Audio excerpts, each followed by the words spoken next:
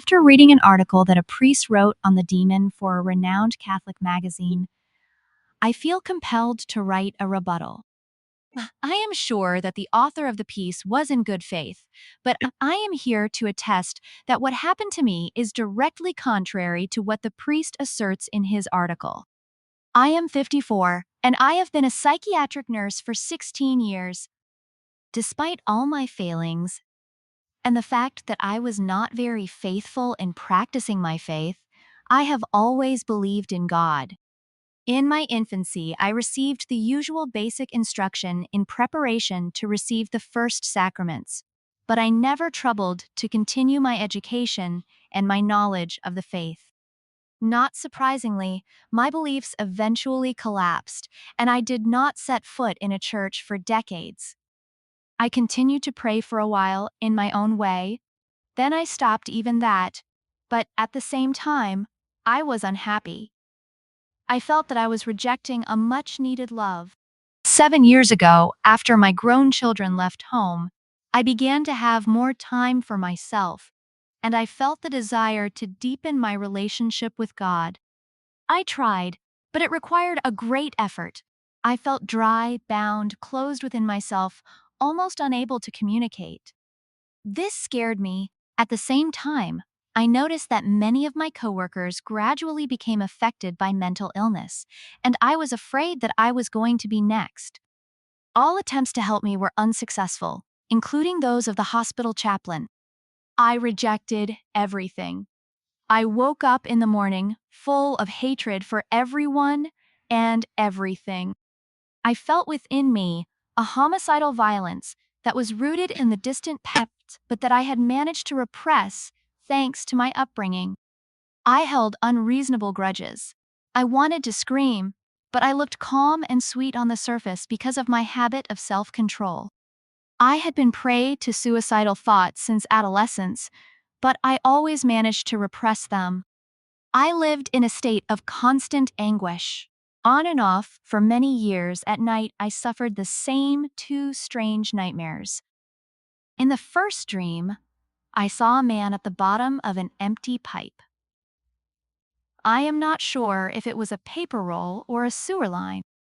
I never saw the head of the man, but he kept repeating, "You will be mine." That is when I would begin to scream. I was terrified, but at the same time, I wanted to follow him.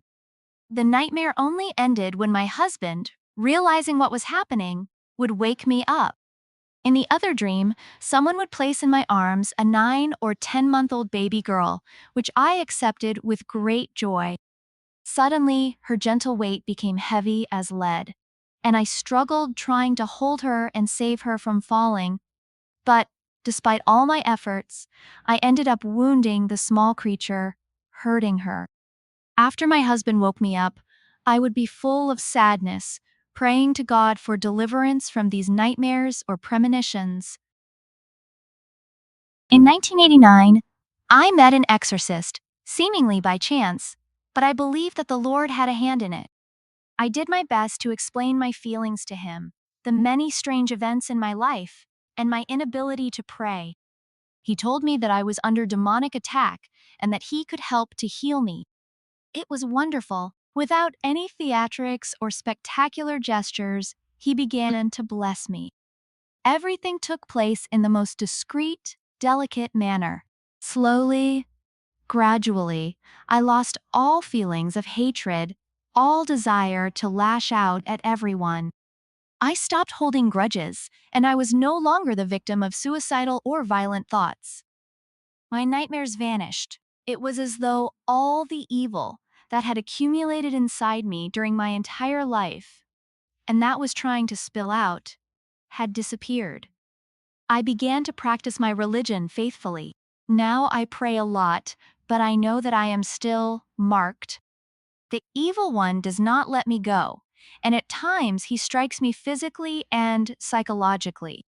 When the attacks are unbearable, I go back to my deliverer, the Exorcist, who restores my peace and guides me to accept my sufferings in union with the passion of Christ.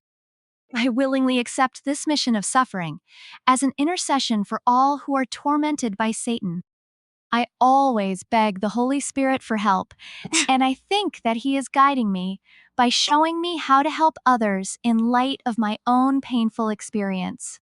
It is common knowledge that one thief knows another, and a liar knows a liar. In fact, even though I act with circumspection to avoid jumping to conclusions, I think I have the ability to recognize those who are tormented by a demon. For instance, I suspected that the illness that was tormenting Cecilia, one of the hospital's patients, was caused by an evil influence. She had been under psychiatric care for 15 years, but some of her behavior was atypical. It did not fit with her diagnosis. I suggested a visit to an exorcist, and often I went with her. After several exorcisms, she is almost completely healed. The psychiatrist in charge of our department admits that she is cured and honestly acknowledges that he does not understand why. Cecilia is still burdened by some of her former habits. She needs to rebuild herself psychologically, but her official diagnosis can be tossed in the wastebasket. She and her family are very happy with the success of the exorcisms. Again, I hesitated before speaking to the exorcist about two other patients in my department, Rachel and Sylvia. He never saw them, but offered some specific prayers for both of them. You will be amazed to know that this was sufficient to deliver both of them from all forms of violence, and they were discharged from the hospital. All the doctors at the hospital marveled that their efforts produced such a rapid cure. They make me laugh. Just as an example, before leaving the hospital, Rachel revealed to me that, for a whole month, instead of swallowing the medicine they gave her, she spat it into the toilet. Why do we find it so hard to admit that God can heal? It is true. The exorcist does not want to hear me say, "You healed me." He always repeats that God listens to those who pray with faith. That is why I wrote this letter. I wanted to tell the priest who wrote the article in that Catholic magazine that, in my humble opinion, there are many degrees of demonic influence. I did not study these things in school. I saw them in action. I wish I could tell him that we need really qualified, specialized exorcists, and that the majority of priests know nothing of these things. I believe that today, the reality of evil activity is more widespread, and it is more urgent to be aware of it than when they were in seminary.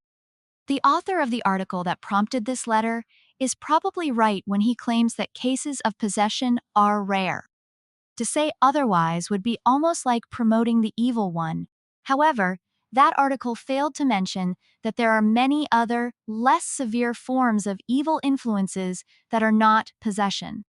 The article concludes by recommending a visit to a good psychiatrist as soon as we become aware of strange phenomena, behaviors. I, who have been working in a psychiatric ward for 16 years, would like to tell him, if you know a truly competent priest, go to him first. I pray for all exorcists, and I ask for prayers on their behalf. May the Lord give them all the graces they need to carry out their difficult task. Pray that the Church will realize what is evident to all who work in the field of demonic activities. We need to form competent exorcists, because the current void is immense, as is abundantly evident to all those who are engaged in this arena.